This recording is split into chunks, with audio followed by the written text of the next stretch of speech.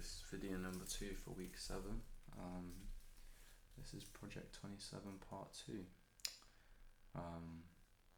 Yeah, I'll get straight into it. So, don't know where to start really. I guess I made this track as, I don't know, just experimenting a bit more, just trying to get into the groove of things with the project. More as a demo tape as opposed to like an actual track that I'm just going to put straight on the album, to give to Jack and we can work through it.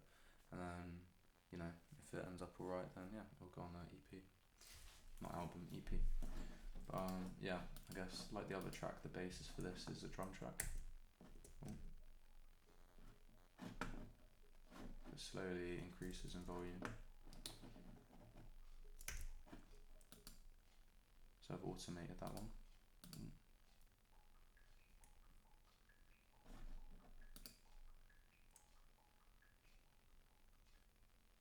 So yeah, I'll explain this bit. So it's originally a Klopfgeist. I really love working with Klopfgeist.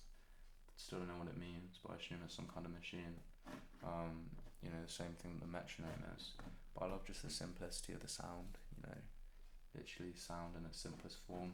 And I think, I don't know, just like those old drum machines, like Ian, as I'm sure you're listening to this, the drum machine, and that's pretty cool.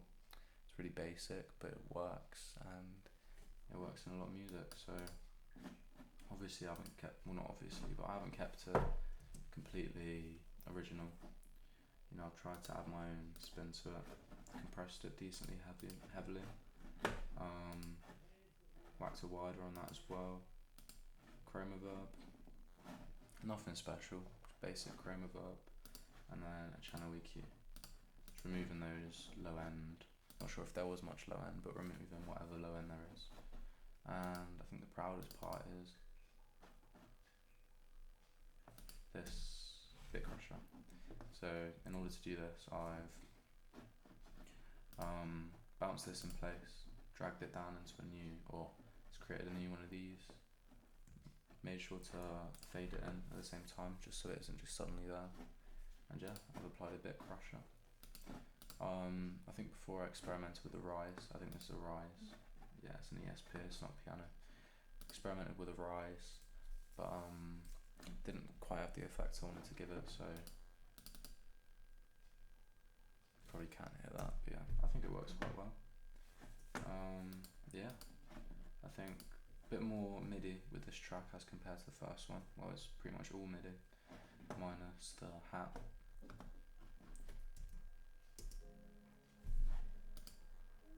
This is essentially just stock, minus, channel EQ, removing that kind of fuzz you get on the higher end, increasing around the 800 mark, wide band as well, 790 hertz, 0.41, there you go. Just trying to accentuate these somewhat higher frequencies in the mix.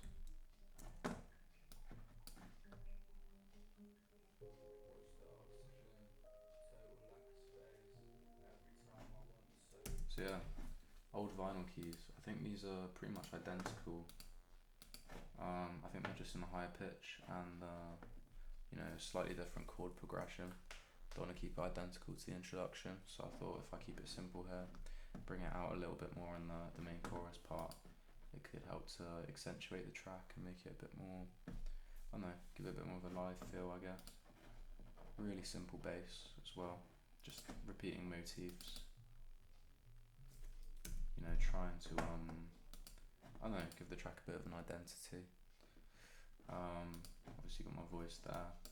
Just similarly to this hard tick up here and automating that, I've also done a job of fading this. Instead of automating, I probably could have, I could have joined these and then faded that, but it does a similar job, in starting low at the start of the hook or intro.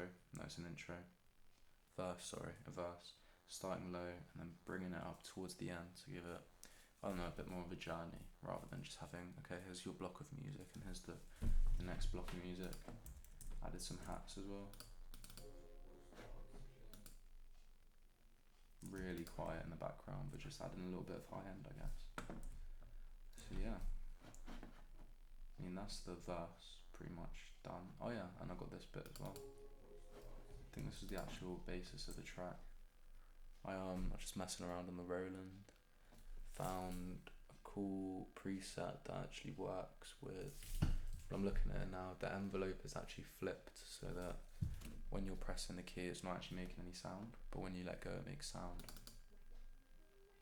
As you can kind of tell with that. So yeah, literally came from just messing around with the keyboard.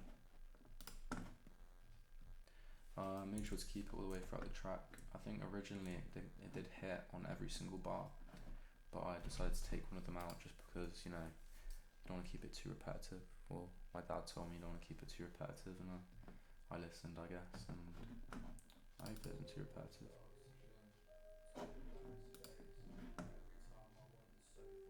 So yeah.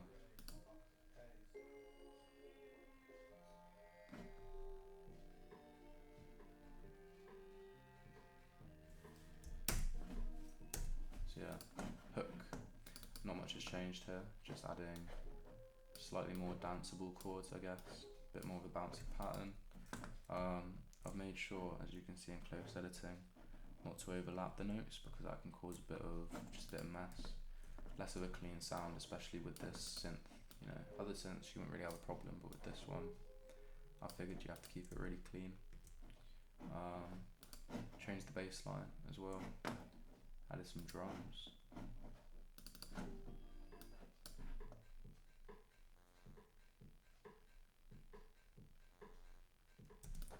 All pretty basic, but minus, not sure. Yeah, added a bit of Bit Crusher to the hats, so I thought that sounded quite nice.